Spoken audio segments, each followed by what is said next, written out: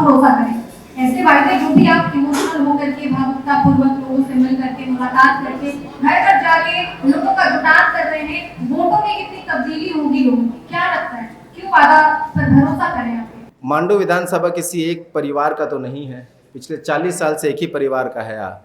यहाँ परिवारवाद जिसे बोलते हैं, पिछले 40 साल से एक ही घर में एक ही जगह है। और जब मैं लोगों के बीच जा रहा हूँ तो वो पता चल रहा है कि सबका मनोबल टूट गया है। आपको आश्चर्य होगा कि मांडू विधानसभा में विधायक जी का चानों के अलावा कहीं ऑफिस नहीं है। अब ये बताइए कि चुरचू प्रखंड के लोग अगर अपनी समस्याएं लेके जाएंगे तो कहाँ जाएंगे? अगर चानो जाना होगा तो आना जाना, और ये भी 2000 रुपये खर्च, और ये भी नहीं गारंटी कि वो मिलेंगे कि नहीं मिलेंगे। तो ये जो व्यवस्था बनी हुई है वो बहुत ख़राब है। और जब मैं लोगों के बीच जा रहा हूँ तो उनमें एक उम्मीद की किरण दिख रही है, क्योंकि मैं वादा नहीं कर रहा हूँ उनसे। मैं उनका बेटा, उनका भाई बन के गया हूँ। इसलिए मैं देखा होगा आपने, ये मैं पहला राजनीतिक लड़का होऊंगा जो पहले गया अपनी बहनों के साथ राखी बंधवाया पहले, कि आप मुझे भाई मानो पहले, बाद में जनसेवा होगी। क्योंकि उससे मेरी जिम्मेदारी बढ़ जाती है।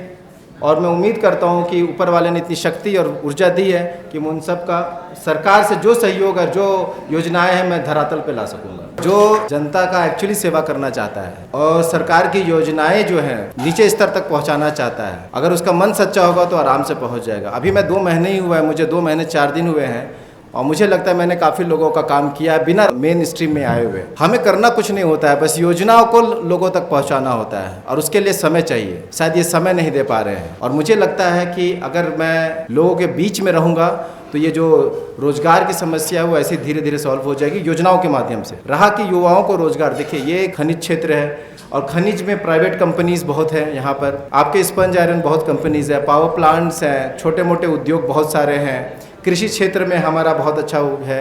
बस इस चीज़ को ऑर्गेनाइज करवा देना है। और अगर ये ऑर्गेनाइज हो गया तो आप बता रहा हूँ कि रोजगार मिलना बहुत बहुत आसान है। नीयत होनी चाहिए, बस नीयत ही का खेल है, नीयत ही नहीं है। सारे सवालों का एक ही जवाब है, नीयत अगर सही रहेगी तो आप योजनाओं को ज़मीनी स्तर पे ला सकते हैं। जब नीयत ही नहीं है काम करने का तो कोई उपाय नहीं है। और रहा बात ये 3 टर्म से जीत रहे हैं, इसका मुख्य कारण आप और हम हैं। जैसे बोलते हैं जैसा प्रजा वैसा राजा होता है। जैसे मैंने आपको पहले ही अपने संवाद में कहा कि जब हम लोग अशिक्षित थे तो हमने नेता शिक्षित चुना था। आज हम शिक्षित हैं, नेता कैसे चुन रहे हैं? आज युवा पत्रकार यहाँ बैठे हैं मेरे पास, मास कम्युनिकेशन करके आए, कोई जर्नलिज्म करके आया, कोई क्या कर, कोई IT में काम करके आया है। आप पढ़ करके इस लाइन पे आए हैं तो आप इसका मेहनत, इसका दर्द और इसका उन्नति सब जानते हैं।